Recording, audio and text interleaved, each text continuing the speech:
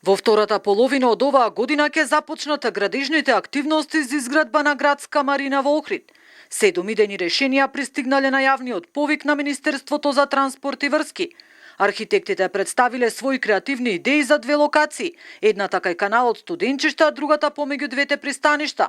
Марината треба да обезбеди место за приврзување на минимум 300 пловни објекти и паркирање на минимум 10 бродови. Да се разгледа по разни критериуми, иновативност, остварливост, од аспект на финанси, од аспект на техничка издржаност и така натаму. Комисијата во Министерството за транспорт и врски треба да го избере најдоброто идејно решение, пошто ќе биде направен главниот проект. Со завршување на постапката за донесување на специјален урбанистички план кој го изработи Министерството за транспорт и врски, веќе би требало во текот на втора половина од 2016 година да отпочнат градежните активности за изградба на градска марина. Според планот во марината треба да се постави комплетна пловидбена сигнализација, паркинг за возила, ресторан, сервис за пловила и продавница за наутичка опрема.